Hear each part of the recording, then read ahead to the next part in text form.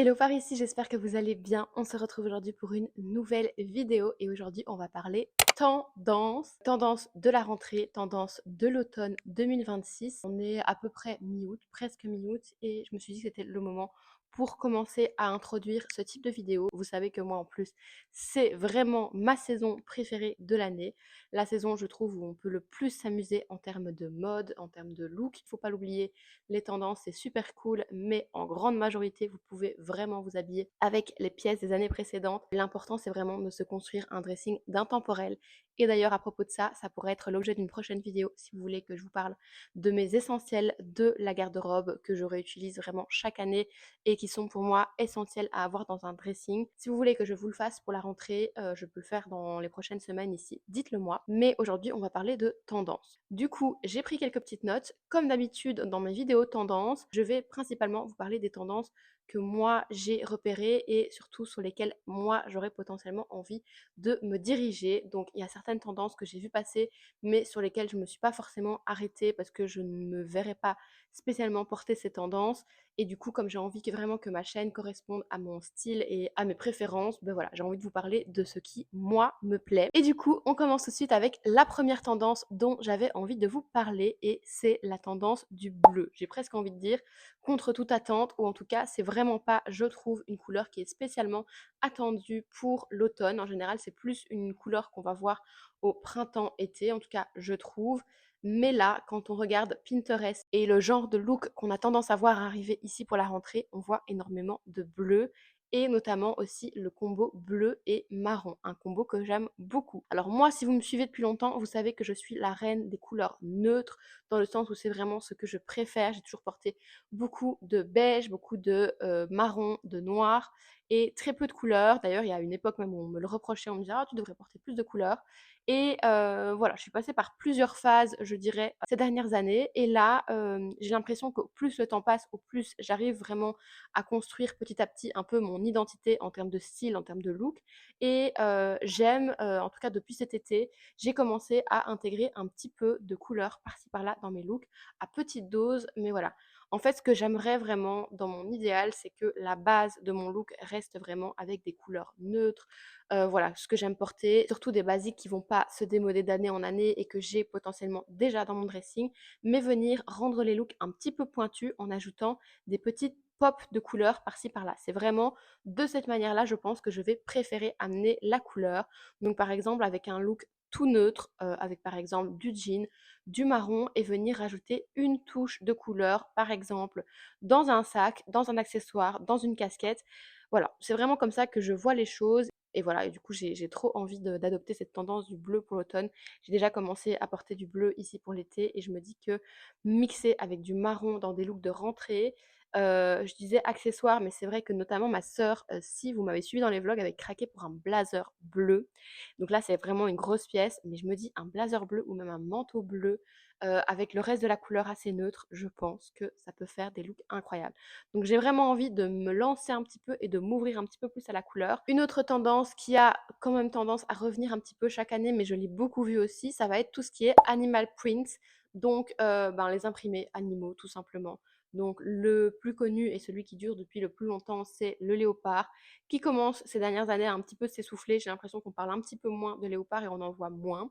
Moi, c'est vrai que c'est un motif que j'aimais bien à un moment donné et dont je me suis un petit peu lassée. Mais du coup, ce qu'on voit beaucoup ici en 2026, ça va être le motif un peu Bambi. Je sais pas comment ça s'appelle, mais c'est avec les petites taches comme sur les petits Bambi, les petits fans. C'est trop mignon. Même sur un sac, j'avais vu passer quand j'ai fait ma commande à sauce, mais je l'ai pas pris, un sac avec le motif Bambi dessus. Je me dis pour l'automne, ça peut être trop trop mignon. Ou sur des petites chaussures aussi, avec, vous savez, la matière un peu en poil. Je pense que ça peut faire des petits looks très très stylés. J'ai même vu passer des jupes comme ça, enfin bref. Et alors un autre imprimé qu'on voit énormément, c'est l'imprimé zèbre. J'ai l'impression qu'il arrive de plus en plus ces dernières années. Et là, cette année, on en voit vraiment partout, en manteau, en vêtements, en chaussures, en sac. Enfin vraiment, on voit beaucoup de zèbres. Et je trouve ça assez stylé. Je pense que j'aimerais potentiellement bien me trouver une petite pièce accessoire, peut-être, à voir. en motif zèbre. Je me dis que ça pourrait être quand même stylé. Et puis on a aussi le motif vache. Ça, j'avais déjà craqué l'année dernière. J'ai une veste d'ailleurs en imprimé vache que je pense que je ressortirai cet automne. J'aime beaucoup aussi cet imprimé-là et il rejoint une autre tendance dont je vais vous parler juste après. Justement, cette autre tendance, c'est les franges et même plus généralement le style western. Je pense que c'est pas la première année dont on entend parler de cette tendance pour la rentrée. C'est une tendance qui colle super bien évidemment avec l'automne puisqu'on y retrouve les franges, la matière daim, les bottes un petit peu de cow-boy, l'imprimé dont je vous ai parlé juste avant, donc l'imprimé vache. J'ai vu beaucoup de tenues dans ce style-là. Je trouve que ce genre de style, donc les franges, etc. sur les sacs, ça fait toujours son effet et c'est toujours vraiment quand même assez stylé. Je sais que j'avais emprunté un sac à épaules l'année passée, enfin ce printemps, avec des franges et je trouvais ça tellement beau, mais j'avais pas réussi à me trouver un sac vraiment comme je voulais à franges. J'ai vraiment envie de m'en trouver un cette année, cet automne, un beau sac à franges d'automne. J'aimerais trop parce que je m'étais à un moment donné, j'avais trouvé une pochette Naked, mais moi, il y a rien à faire les pochettes, je trouve ça stylé, mais c'est vraiment pas ce que je porte plus au quotidien.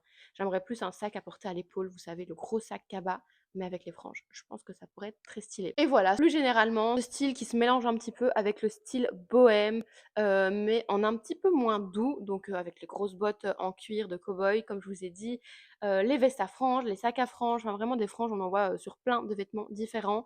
Voilà, on voit des franges quand même depuis pas mal de temps et je pense que j'en avais déjà parlé dans une vidéo, je sais plus si c'était sur YouTube ou sur les réseaux, mais là, pour cet automne, on continue d'en voir et franchement, je continue à vraiment aimer ça. Une autre tendance que on voit vraiment de plus en plus et vraiment ça s'impose de plus en plus, je pense que c'était déjà là cet été et je pense que ça va continuer du coup pour la rentrée pour l'automne, c'est la couleur rouge.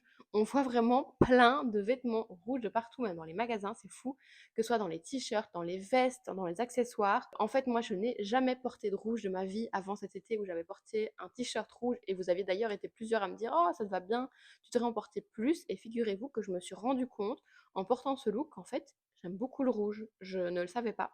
Et du coup, je m'en suis rendu compte. Encore une fois, je ne me verrais pas faire des full look rouges avec des talons aiguilles rouges, pas du tout, mais en pop de couleur, je trouve que ça peut être très stylé. Donc soit un t-shirt, un top avec le reste de la tenue beaucoup plus neutre, ou soit une tenue dans les tons neutres avec le sac rouge. Je trouve que ça peut vraiment faire toute la différence.